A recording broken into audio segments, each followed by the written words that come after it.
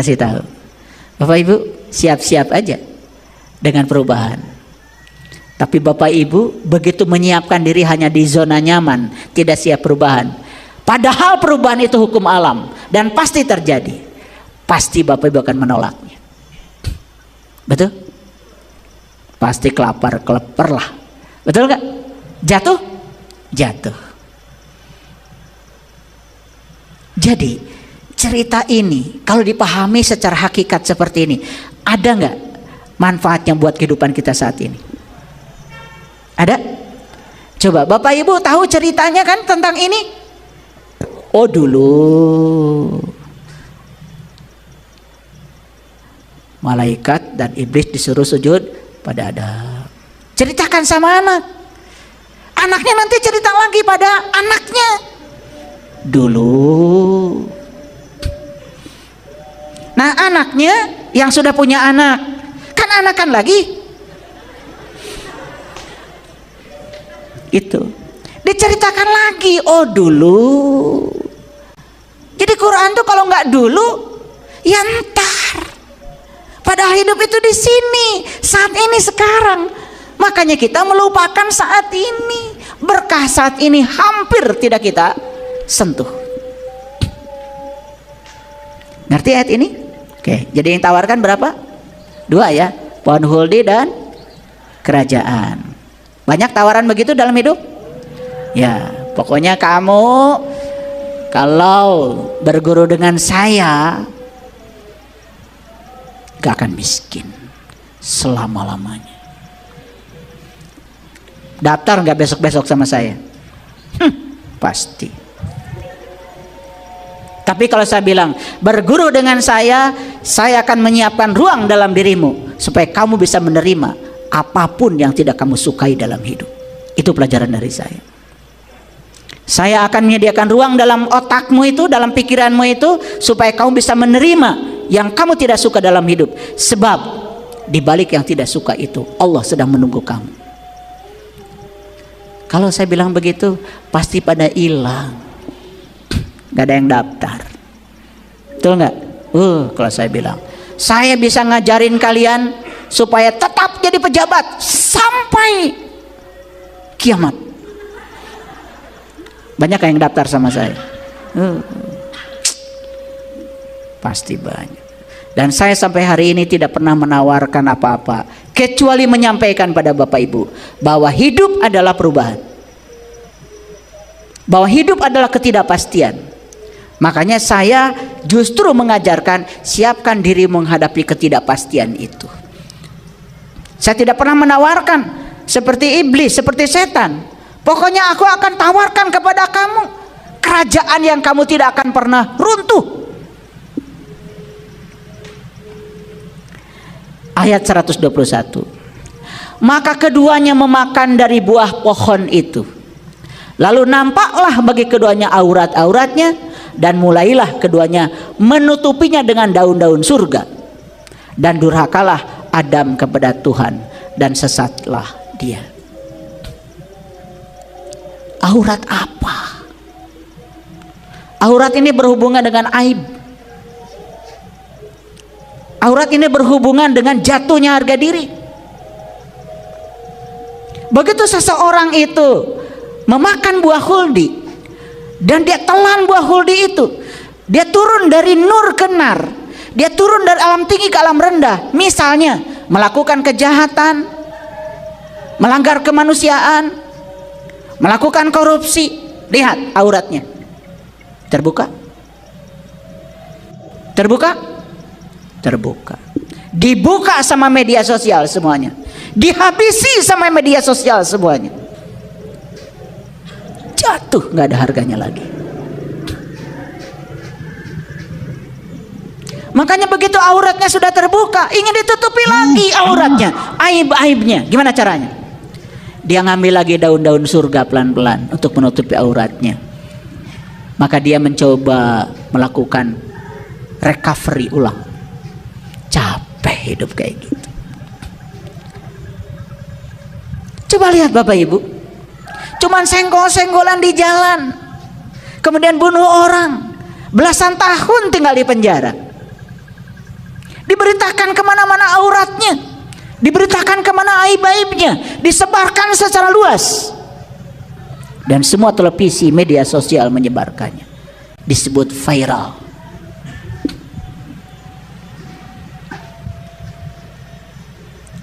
Saya juga viral, penyebar aliran sesat. Saya tidak takut dan saya tidak malu,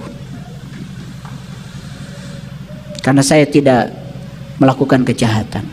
Saya bukan koruptor, saya bukan penjahat, saya tidak merugikan banyak orang. Dan justru lewat kajian-kajian ini banyak orang-orang yang tersadarkan, tercerahkan, mereka yang mau. Saya tidak akan berhenti, saya akan terus melakukan ini. Ini kebenaran. Sekarang saya tanya Bapak Ibu, pahami percakapan Allah, Adam, malaikat dan iblis seperti cerita sastra. Percakapan seperti cerita sastra dalam sejarah dapat manfaat apa? Betul nggak? Allahnya di luar, Adamnya di mana, iblisnya di mana, malaikatnya di mana, syaitannya di mana? Padahal itu adalah kehidupan kita. Kita sedang dialog dengan diri kita setiap saat di ruang dan waktunya. Itu kontekstual, itu juga konseptual.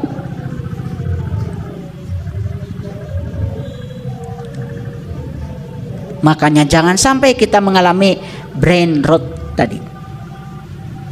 Brain rot. Brain kita, otak kita terpapar oleh kedangkalan pengetahuan. Sehingga kita tidak bisa berpikir kritis lagi, tidak bisa berpikir kreatif lagi. Jujur, apakah Adam ini, kesadaran murni pada diri ini, sering jatuh? Sekarang mengerti? Ya. Jatuh dengan pasangannya. Yuk sekarang kita kembali. Makanya di dalam Quran, summajtabahu rabbuhu, kemudian Tuhannya memilihnya, kembali kepadanya, fataba alaihi wahada, dan mendapatkan petunjuk. Gak apa-apa Bapak Ibu, gak apa-apa. Kalau Adam ini pernah jatuh, terusir dari surga, terusir dari nur menjadi nar, gak apa-apa. Sepanjang nar itu bukan untuk menggosongkan, sepanjang nar itu untuk mematangkan. Apinya kita kendalikan. Kalau dikendalikan kan masakan kita jadi enak, jadi enak. Goreng ikan enak, goreng pindang enak, semur jengkol jadi enak. Betul? Semua jadi matang, semuanya jadi sempurna. Kalau nar itu adalah cara semesta untuk mematangkan kita, nggak apa-apa, nggak apa-apa. Kadang-kadang kita harus diajarkan lewat kesalahan untuk menemukan kebenaran. Tetapi kata ayat ini, summajtabahu rabbuhu, kemudian Tuhannya memilihnya, fataba, kembali kepadanya, fataba alaihi wahada, dan mendapatkan petunjuk. Itulah endingnya, akhirnya dari Adam. Dia pulang, dia kembali kepada kesadaran murni itu untuk memenuhi ayat innalillahi wa inna ilaihi raji'un. Gak apa-apa proses hidup kita seperti itu, gak apa-apa. Paham Bapak Ibu? Lalu Allah berfirman, turunlah kamu berdua dari surga bersama-sama. Sebagian kamu menjadi musuh bagi sebagian yang lain. Maka jika datang kepadamu petunjuk dariku, awas, akan datang petunjuk dariku. Lalu barang siapa yang mengikuti petunjukku, ia tidak akan sesat dan tidak akan celaka. Jadi maksudnya, yuk kembali kepada sistem awal, sistemnya Allah. Dengarkan suara kebenaran dari dalam dirimu, supaya kesadaran murnimu tidak dikelabui oleh hawa, oleh diri palsu. Keren gak Bapak Ibu kalau Quran dipahami kayak gini? Keren gak? Terasa nggak manfaatnya sekarang? Terasa. Ya, di mana dialog itu? Hebat. Perang Bharatayuda, ada peran-peran, ada Arjuna, ada Nakula, ada Sadewa, ada Yudhistira, ada Bima. Itu semua itu adalah cerita di dalam diri kita. Ada Duryodhana, peran itu. Ada Guru Bhisma, ada Guru Dorna. Tapi di dalam diri kita juga ada Krishna yang suka mengingatkan tentang kebenaran itu. Tapi kita kadang-kadang dengar Dorna, dengan Guru Bhisma, dengar Duryodhana, ya. Suara Krishna begitu jelas di dalam sini, gak mau kita dengar. Yuk sekarang, kalau kamu masih mau kembali kepadaku, kata Allah, kembalilah, kembalilah. Dan barang siapa berpaling dari peringatanku, maka sesungguhnya baginya penghidupan yang sempit. Ini Toha 124. Ya, jadi ini berurutan ya Bapak Ibu tadi, surat Toha dari 115 terus. Ya, ini kita udah masuk di 124. Dan barang siapa berpaling dari peringatanku, maka sesungguhnya baginya penghidupan yang sempit.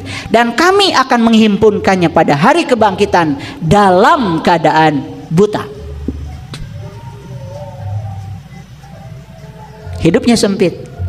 Jadi sekarang mohon maaf, kenapa ya hidup saya sempit, pikiran sempit, pengetahuan sempit, ekonomi sempit, hubungan sosial sempit, pertemanan sempit. Siapa yang bikin kesempitan itu? Terlalu banyak makan buah khuldi.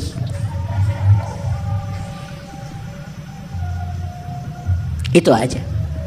Ya. Oke. Nah, kita sekarang hidup di dunia dengan laju perubahan yang sangat cepat. Setuju? Barangkali Bapak Ibu baru saja beli HP baru, sudah ada generasi lebih baru lagi. Baru saja beli laptop baru, sudah ada generasi baru lagi. Itu dalam sisi perubahan teknologi. Apalagi perubahan dalam sisi kehidupan, perubahan dalam cara berpikir, dalam budaya, dalam tradisi. Karena arus globalisasi tidak bisa dihentikan lagi. Laju perubahan tidak bisa kita kendalikan. Satu-satunya cara yang paling cerdas, yang paling jenius apa? Kita adaptif terhadap perubahan itu. Karena manusia yang akan hidup adalah mereka yang adaptif terhadap perubahan, bukan yang kuat, yang jenius. Makanya jenius dari kata jin. Kalau jin dalam diri kita itu, energi dalam diri kita yang tersembunyi itu, kita latih untuk hal yang positif, jadi jenius.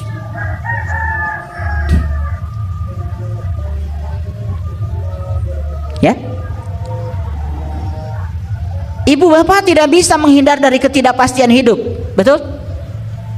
Siapa yang bisa menjamin kalau masjid ini seminggu yang akan datang, 2 minggu akan datang masih berdiri? Gak ada. Demikianlah kompleksitas kehidupan. Siapkan diri kita untuk memasuki area itu dengan kebijaksanaan. Krisis identitas, di mana setiap anak kehilangan jati dirinya karena dipaksa harus menjadi seperti yang orang tua mau. Atas nama kasih sayang, lalu anak dibentuk harus seperti ayah ibunya. Lalu anak kehilangan identitas diri, tidak menjadi dirinya sendiri. Dan kasus semacam ini justru semakin banyak karena orang tua menggunakan figur otoritas dan menggunakan otoritasnya untuk mengatur-ngatur anak. Pendidikan anak diatur sama orang tuanya. Pekerjaan anak harus ngikutin keinginan orang tuanya. Bahkan jodoh anak pun harus seperti yang orang tua mau. Kehidupan semakin tidak menjadi dirinya sendiri.